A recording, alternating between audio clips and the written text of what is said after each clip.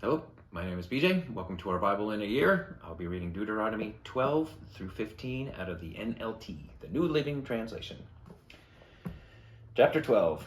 These are the decrees and regulations you must be careful to obey when you live in the land that the Lord, the God of your ancestors, has given you. You must obey them as long as you live. When you drive out the nations that live there, you must destroy all the places where they worship their gods. High on the mountains, on the hills, and under every green tree. Break down their altars and smash their sacred pillars. Burn their Asherah poles and cut down their carved idols. Completely erase the names of their gods. Do not worship the Lord. Do not worship the Lord your God in the way these pagan peoples worship their gods. Rather, you must seek the Lord your God at the place of worship. Rather, you must seek the Lord your God at the place of worship he himself will choose from among all the tribes, the place where his name will be honored. There you will bring your burnt offerings, your sacrifices, your tithes, your sacrificed offerings, your offerings to fulfill a vow, your voluntary offerings, your offerings of the firstborn animals, of your herds and flocks. There you and your families will feast in the presence of the Lord your God, and you will rejoice in all you have accomplished, because the Lord your God has blessed you. It's a royal barbecue. Your pattern of worship will change. Today, all of you are doing as you please, because you have not yet arrived at the place of rest the land of the Lord your God has given you as a special possession. You will soon cross the Jordan River and live in the land the Lord your God has given you. When he gives you rest from all of your enemies and you're living safely in the land, you must bring everything I command you: your burnt offerings, your sacrifices, your tithes, your sacred offerings, and your offerings to fulfill a vow, to the designated place of worship, the place the Lord your God chooses for his name to be honored. You must celebrate there in the presence of the Lord your God with your sons and daughters and all your servants. And remember to include the Levites who live in your towns, for they will receive no allotment of land among you.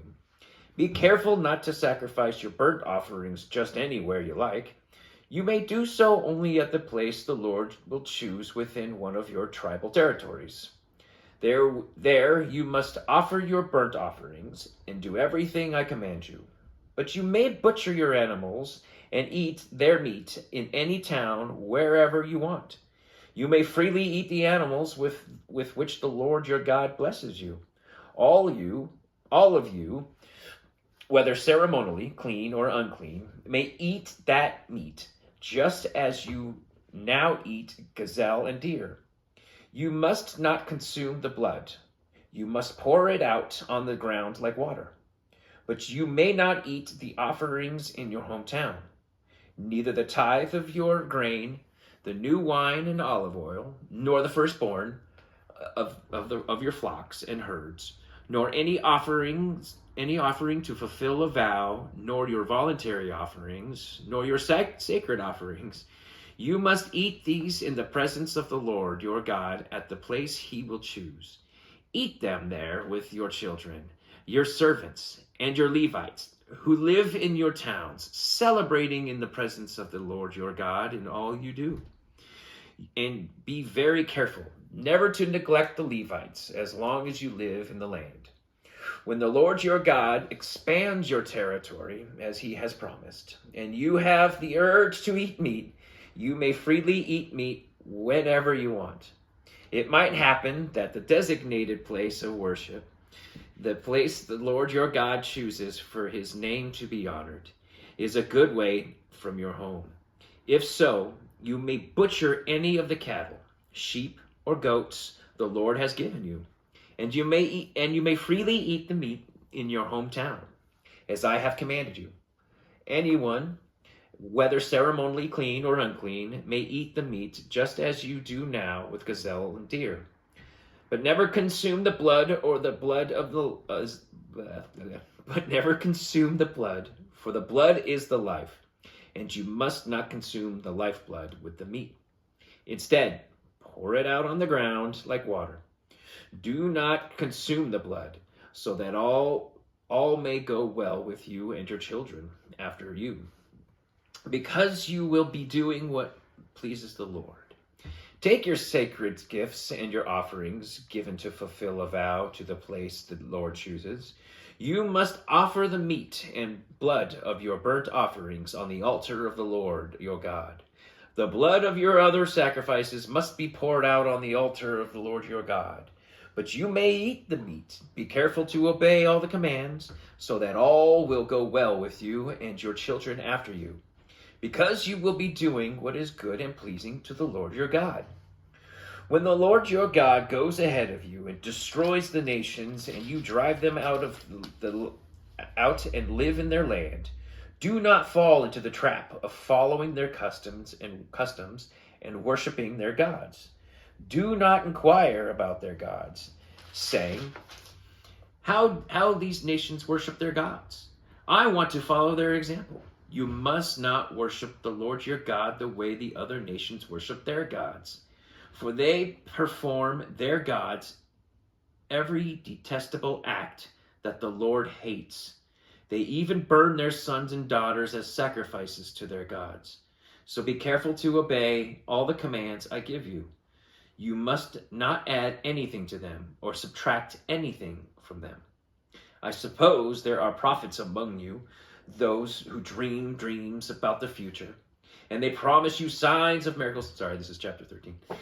Suppose there are prophets among you, or those who dream dreams about the future, and they promise you signs of miracles, and the predicted signs or miracles occur.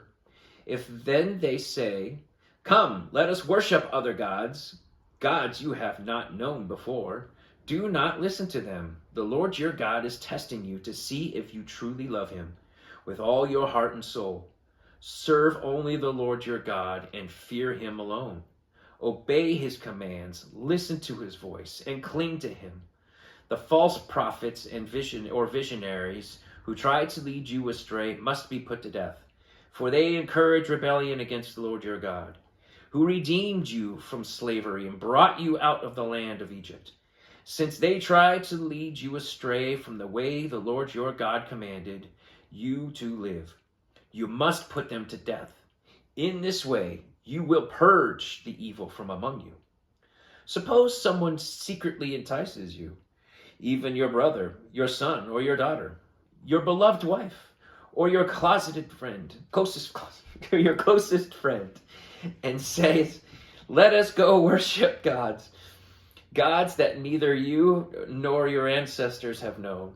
They might suggest that you worship the gods of peoples who live nearby or who come from the ends of the earth.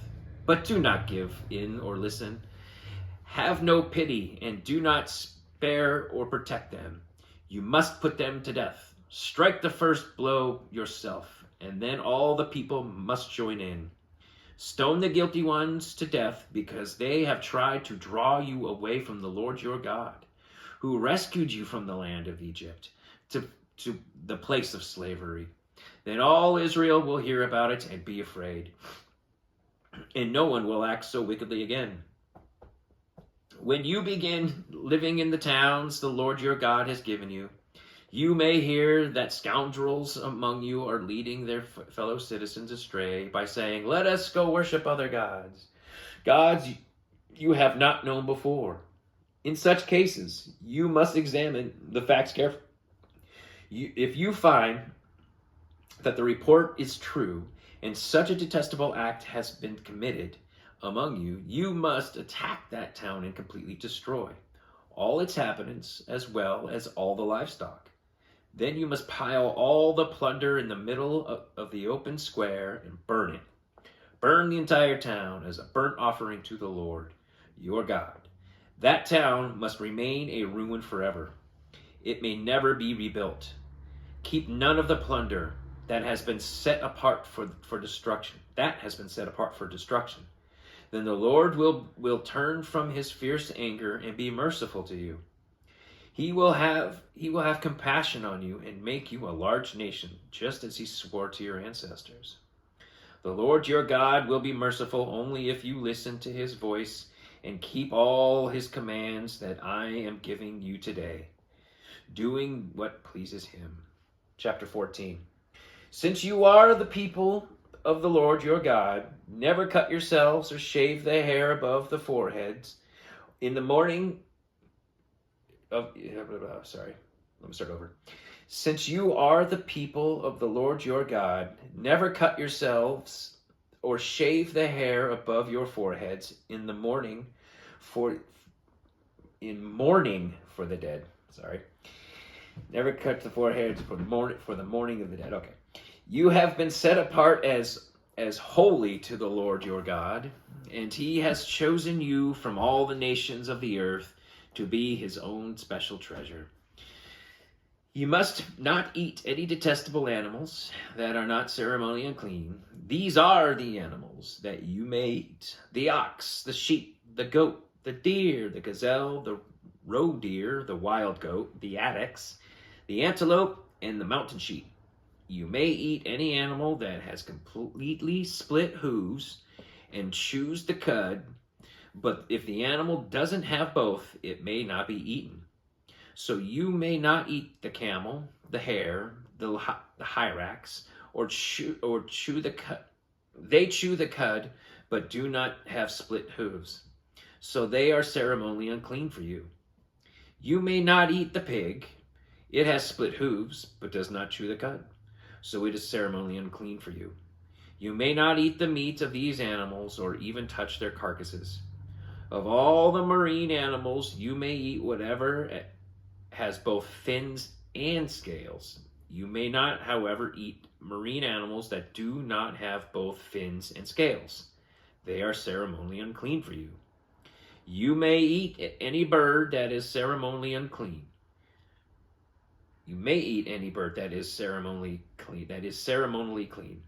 These are the birds you may not eat: the griffin vulture, the bearded vulture, the black vulture, the kite, the falcon, buzzards of all kinds, ravens of all kinds, the eagle owl, the short-eared owl, the seagull, hawks of all kinds, the little owl, the great owl, the barn owl, the desert owl, the Egypt vulture, the cormorant, the stork, herons of all kinds, the hoopie, the hoopoe, and the bat. All winged insects that walk along the ground are ceremonially unclean for you, and may not be eaten. But you may eat any winged bird or insect that is ceremonially clean. You must not eat anything that has died a natural death. You may give it up for a foreigner living in your town. You may sell it to a stranger. But do not eat it yourselves, for you are set apart as holy to the Lord your God. You must not cook a young goat in its mother's milk. You must set aside a tithe of your crops, 1/10 of all the crops you have harvested each year. Bring this tithe to the designated place of worship, the place the Lord your God chooses for his name to be honored, and eat it there in his presence. This applies to your tithes of grain, new wine, olive oil, and the firstborn males of your flocks and herds. Doing this will teach you always to fear the Lord your God. Now when the Lord your God blesses you with a good harvest, the place of worship he chooses for his name to be honored might be too far for you to bring the tithe. If so, you may sell the tithe portion of your crops and herds, put the money in a pouch, and go to the place the Lord your God has chosen. When you arrive, you may use the money to buy any kind of food you want: cattle, sheep, goats, wine, or other alcoholic drink. Then feast there in the presence of the Lord your God and celebrate with your household. And do not neglect the Levites in your town. They will receive no allotment of the land, for they will receive no allotment of land among you. At the end of every year, bring the entire tithe that year's harvest and store it in the nearest town. Give it to the Levites, who will receive no allotment of land among you, as well as the foreigners living among you, the orphans and the widows in your towns, so they can eat and be satisfied. Then the Lord your God will bless you with all your work. Chapter 15. At the end of every 7th year, you must cancel the debts of everyone who owes you money. This is how it must be done. Everyone must cancel the loans they have made to their fellow Israelites. They must not demand payments from their neighbors or relatives, for the Lord's time of release has arrived. This release from debt, however, applies only to your fellow Israelites, not to the foreigners living among you. There should be no poor among you, for the Lord your God will greatly bless you in the land. He is giving you a special possession. You will receive this blessing if you are careful to obey all the commands of the Lord your God that I am giving you today. The Lord your God will bless you as he has promised. You will lend money to many nations, but you will never need to borrow. You will rule many nations, but you will not rule. But they will not rule over you. If there are any poor Israelites in your towns, when you arrive in the land the Lord your God has given you, do not be hard-hearted or tight-fisted towards them. Instead, be generous and lend them whatever they need. Do not be mean-spirited and refuse someone a loan, because the year for canceling debts is close at hand. If you refuse to make the loan and the needy person cries out to the Lord, you will be considered guilty of sin. Give generously to the poor, not grudgingly, for the Lord your God will bless you in everything you do. There will always be some in the land who are poor. That is why I am commanding you to share freely with the poor and with the other Israelites in need. If a fellow Hebrew sells himself or herself to be your servant and serves you for 6 years, in the 7th year you must set that servant free. When you release a male servant, do not send him away empty-handed. Give him a generous farewell gift from the flock, your threshing floor and your winepress. Share with him some of the bounty with the Lord your God has blessed you. Remember that you were once slaves in the land of Egypt, and the Lord your God redeemed you. That is why I am giving you this command. But suppose your servant says, I will not leave you, because he loves you and your family and has done well with you. In that case, take an awl, and push it through his earlobe into the door. After that, he will be your servant for life. And do the same for your female servants. You must not consider it a hardship when you release your servants. Remember that for 6 years they have given you service worth double the wages you hired workers, and the Lord your God will bless you in all you do. You must set aside for the Lord your God all the firstborn males from the flocks and herds. Do not use the firstborn of your herds to work your fields, and do not shear the firstborn of your flocks. Instead, you and your families must eat these animals in the presence of the Lord your God each year at the place he chooses. But if this firstborn animal has any defect, such as lameness or blindness, or if anything else is wrong with it, you must not sacrifice it to the Lord your God. Instead, use it for food for your family in your hometown. Anyone, whether ceremonially clean or unclean, may eat it, just as anyone may eat a gazelle or deer. But you must not consume the blood. You must pour it out on the ground like water. Thank you.